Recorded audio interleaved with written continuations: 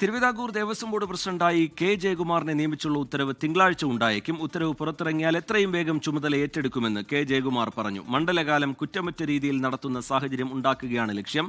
വല്ലാത്തൊരു സമയത്താണ് നിയോഗം ലഭിച്ചതെന്നും എന്നാൽ പുതിയ സ്ഥാനത്തെക്കുറിച്ച് ആശങ്കകളില്ല എന്നും കെ ജയകുമാർ പറഞ്ഞു. ബഹുമാനപ്പെട്ട നമ്മുടെ ദേവസ്വം മന്ത്രിയെ സംസാരിച്ചിരുന്നു ഇന്നലെ.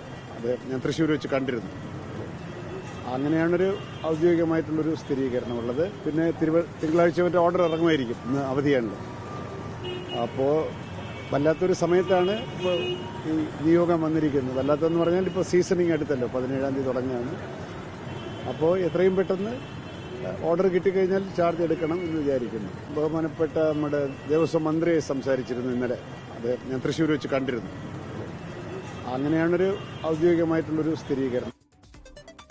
ദേവസ്വം ബോർഡിലെ പുതിയ പ്രതിനിധിയെ തീരുമാനിക്കാൻ സിപിഐയിൽ ചർച്ച തുടരുകയാണ്. ശബരിമല സ്വർണ്ണക്കൊള്ളയിൽ മുഖ്യപ്രതി ഉണ്ണികൃഷ്ണൻ പോറ്റിയുടെ വിദേശയാത്രകളെക്കുറിച്ച് SIT അന്വേഷണം നടത്തും എന്ന വിവരം കൂടി ഇപ്പോൾ പുറത്തുവരുന്നുണ്ട്. ഷഫീദ് റാവുത്തർ തിരുവനന്തപുരത്ത് നിന്ന് വിവരങ്ങളുമായി ചേരുകയാണ്. ഷഫീദ്, ഇതിന്റെ അന്വേഷണവുമായി ബന്ധപ്പെട്ട് പുറത്തുവരുന്ന ഒരു വിവരം, ഇതിൽ ഈ ഉണ്ണികൃഷ്ണൻ പോറ്റിയുടെ വിദേശയാത്രകളെക്കുറിച്ച് അന്വേഷണ സംഘം പരിശോധിക്കുന്നു എന്നുള്ളതാണ്. നേരത്തെ ഈ വിദേശ വിഗ്രഹക്കടത്ത് സംഘവുമായി ഉണ്ണികൃഷ്ണൻ പോറ്റിക്ക് ബന്ധമുണ്ടോ എന്നുള്ള സംശയമൊക്കെ ഉന്നയിച്ചത് കോടതിയാണ്. ഷഫീദ് റാവുത്തർ. റിജിത്ത്, ഉറപ്പായിട്ടും. കാരണം സുഭാഷ് കപൂർ മോഡൽ കൊള്ളയാണോ ശബരിമലയിൽ നടന്നതെന്നൊക്കെയുള്ള സംശയങ്ങൾ ഹൈക്കോടതി കഴിഞ്ഞ തവണ ഉത്തരവിലടക്കം നിരീക്ഷിക്കുന്ന സാഹചര്യമുണ്ടായി. മാത്രമല്ല, ഈ അന്താരാഷ്ട്ര തലത്തിലേക്ക് ഏതെങ്കിലും തരത്തിൽ ഈ സ്വർണ്ണക്കൊള്ളയ്ക്ക് ബന്ധമുണ്ടെന്നൊക്കെയുള്ള കാര്യങ്ങൾ പരിശോധിക്കണമെന്നും ഹൈക്കോടതി പറഞ്ഞിരുന്നു.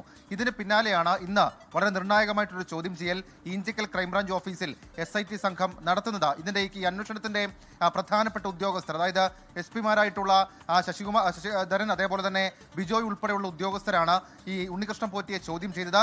2019 മുതൽ 2025 വരെ ഉണ്ണികൃഷ്ണൻ പോറ്റി നടത്തിയ വിദേശയാത്രയുടെ വിവരങ്ങളാണ് തേടുന്നത്. നേരത്തെ കിളിമാനൂരിലെ വീട്ടിൽ അന്വേഷണ സംഘം പരിശോധന നടത്തിയപ്പോൾ ഉണ്ണികൃഷ്ണൻ പോറ്റിയുടെ പാസ്പോർട്ട് ഉൾപ്പെടെയുള്ള കാര്യങ്ങൾ കണ്ടെത്തിയിരുന്നു.